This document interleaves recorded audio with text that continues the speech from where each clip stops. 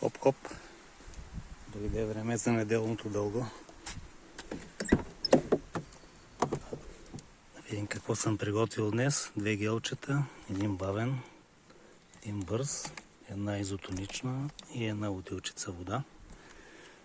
Да настигнат.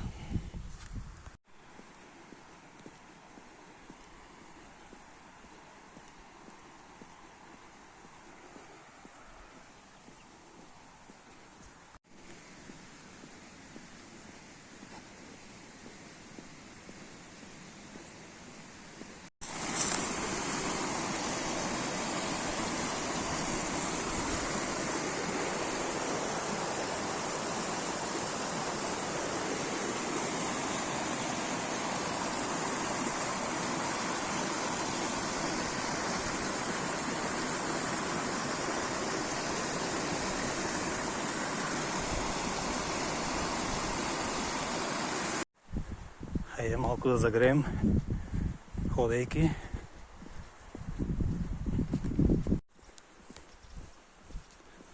И малко прекрасни гледки.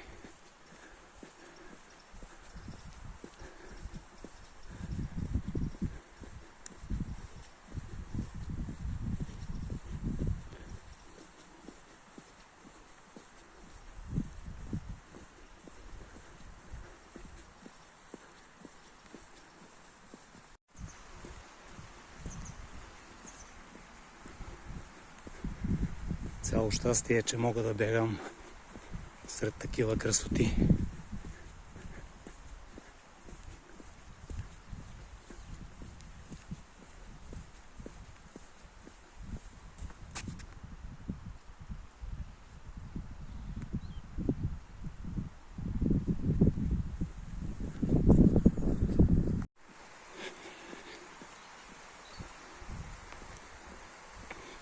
Красоти, но вече съм почти на стартовата точка. Ей, тук на 20 метра, тук стартирам. Така че 10 минути динамична загрявка и се пускам по трасето на дългото неделно. Цел 17 км и 200 метра. Това съм заложил на часовника. Да видим. Да се впускаме по трасето.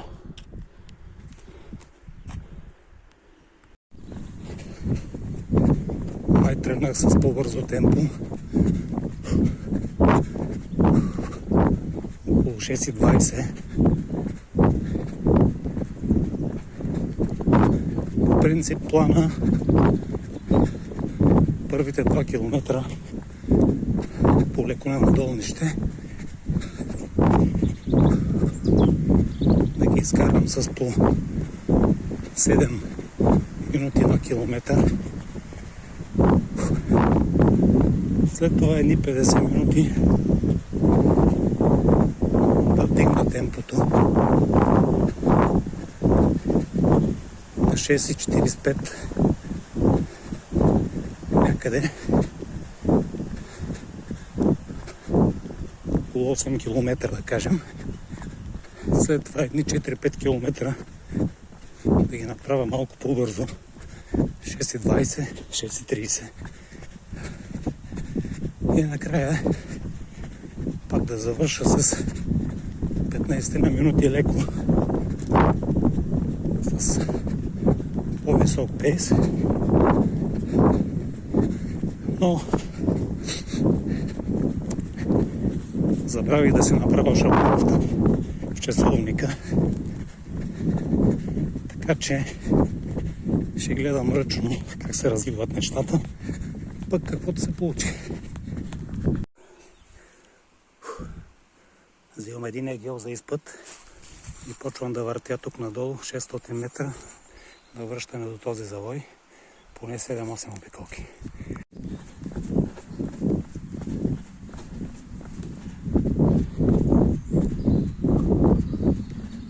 Честно казано, май като тичах на -7 при снегова леж, без специална екипировка, беше по-леко.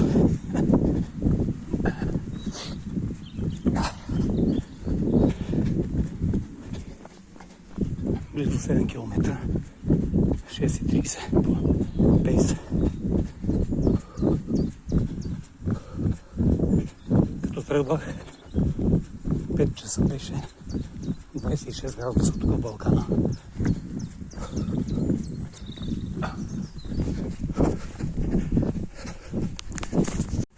Все пак трябва да свикваме на топло. Гледам на 17 май. Едва ли ще е по-хладно от сега. Вярно, че част от трасето минава през Кайлъка. Все пак ще има и горещи моменти. Вярвам.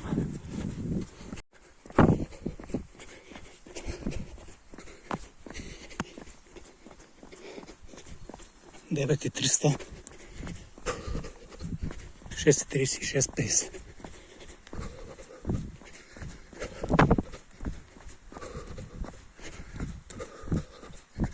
Много ме напече слънцето и започнах да въртя по-къси обиколки. Тук по по-ранното. Там далечината, където не завои наляво. Там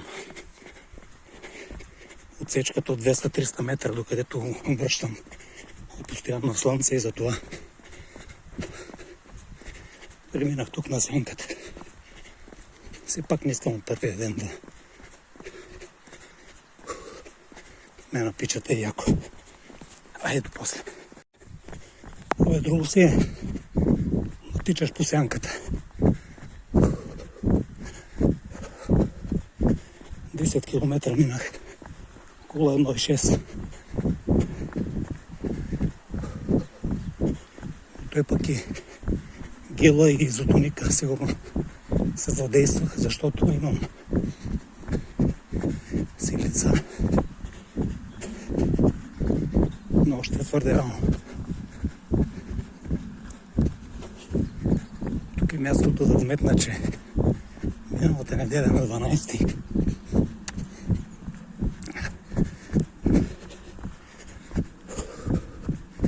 си направих рекорд. Най-дълга дистанция до сега. 16 км и 250 метра. Не съм правил видео за него. Не ми стигна време, имат. Инак видеята са подготвени. Но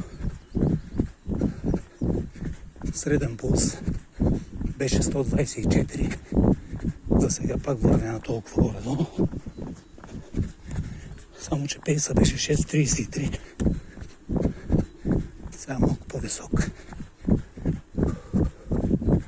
Като изключим тогава третия, четвъртия, 8-я и мисля, че 16 километър. Всички други бяха под 7 минути, около 6.30. Минах 11 км. Сега от 11 до 15 ще опитам да направя малко по-бързо темпо. Цената на по-висок пулс. Не знам колко е правилно, обаче ще опитам да дигна малко скоростта.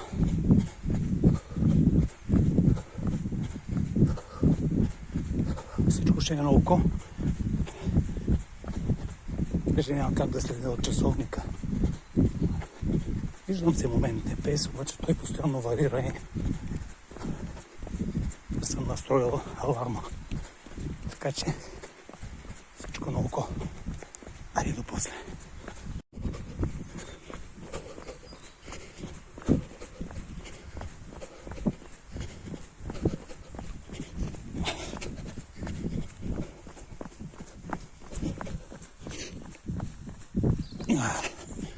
Почва урлата нагоре.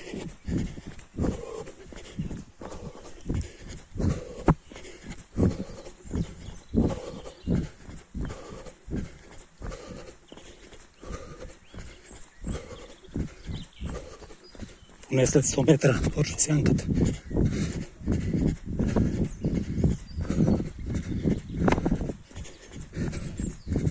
Бързия гел и втората вода ми останаха в колата. На 500 метра съм там. Взех да изнемогвам вече без вода. Явно трябва да се пие повече. Мъки възбайра.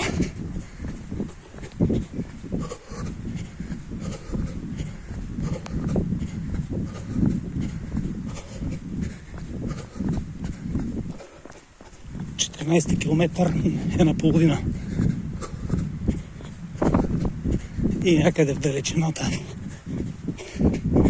спасителният рендак с водата и гела.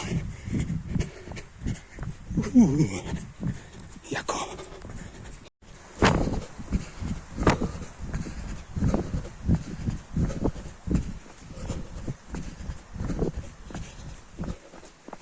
Средния пулс 125.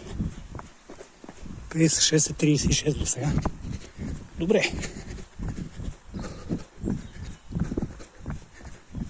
Няма да гледам толкова пейса, колкото разстоянието, обема. Мен ми трябва поне 2 часа непрекъснато бягане на този етап. Нямам време вече за дълги бягания. Може би другата неделя и той ще почна полека-лека да намалявам.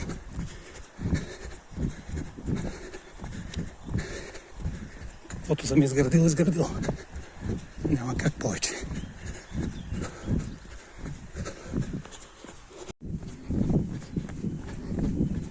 Деси нямам техника.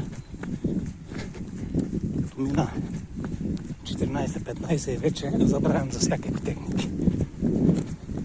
Тичам като конска паци. Което не е никак добре.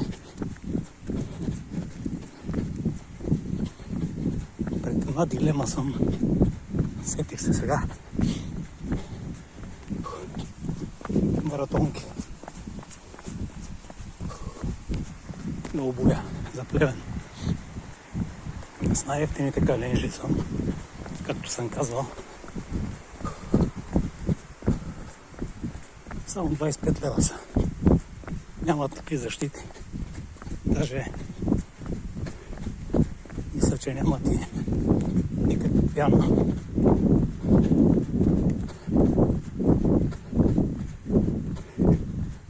Обаче, както съм споменал, междувременно 15 км 6,50.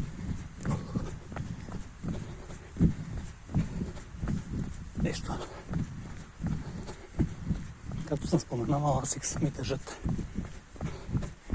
250 грама са срещу 200 на каленжето. Обаче не мога да тичам с тях.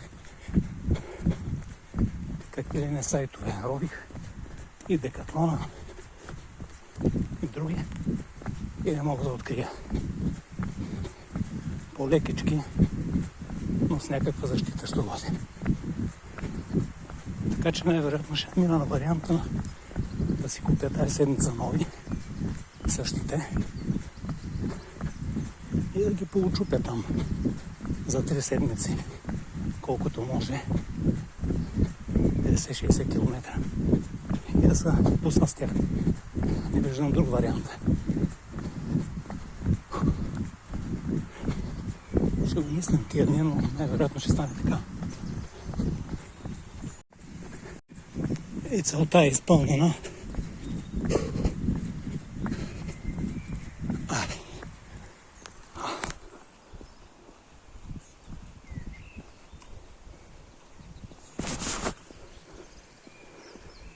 17:25, точно километър.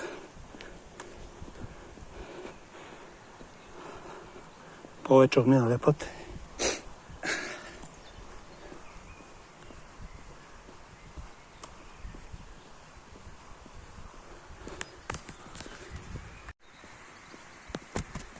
И макар коцукайки от болки в коленете, ахилеси и така нататък, завърших все пак. Исках да видя какво е да пробягаш поне 17 км. Видях само на 4 км от финала. Смятам, че на 90% съм подготвен. Тия 4 км предполагам, че на място от атмосферата ще мога да ги избутам. Но все пак има още близо месец, така че съм оптимист.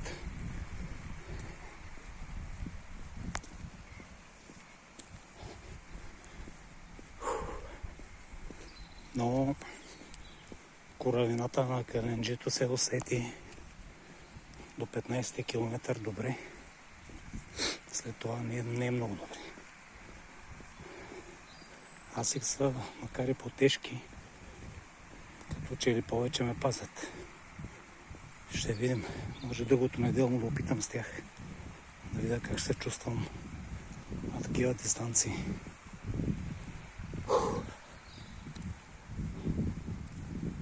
Но съм удовлетворен и продължаваме напред. До скоро, надявам се. Чао! Да видим колко съм свалил. Бях 76,100. 75,500. При положение, че съм изпил 1 литър течности. Това е резултат.